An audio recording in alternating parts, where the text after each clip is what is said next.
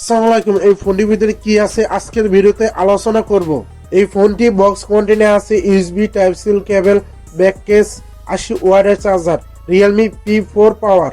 এই ফোনটি ডিজাইন খুবই প্রিমিয়াম, ব্যাক সাইডে পেয়ে যাচ্ছেন প্লাস্টিক।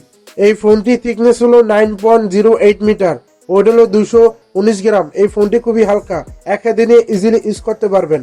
এই ফোনটি পাশাপাশি পেয়ে যাচ্ছেন IP68। এই ফোনটি কোনো ধুলাবালি পানি চলে গেলে কিছু হবে না, কিন্তু চুবাইতেও পারতেছেন।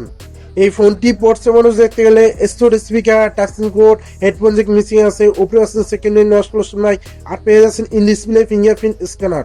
পাশাপাশি অ্যান্ড্রয়েড ভার্সন 16 পেয়ে যাচ্ছেন। আমার চেয়ে নতুন এসে থেকে এটা সাবস্ক্রাইব করে যাবেন। এই ফোনটি ডিসপ্লে সাইজ হলো 6.78 ইঞ্চ কার্ভ অ্যামোলেড ডিসপ্লে, আর সাথে পাচ্ছেন 144 রিফ্রেশ রেট।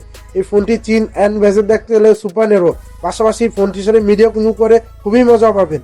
এই ফোনের সাথে গেম খেলার জন্য 10,000 mAh ব্যাটারি পেয়ে যাচ্ছেন, পাশাপাশি 80 ওয়াটের চার্জার পেয়ে যাচ্ছেন। এই ব্যাটারি থেকে 4 দিন ব্যাটারি ব্যাকআপ পেয়ে যাবেন, আর 80 ওয়াটের চার্জার থেকে দ্রুত চার্জ উঠাইতে পারবেন।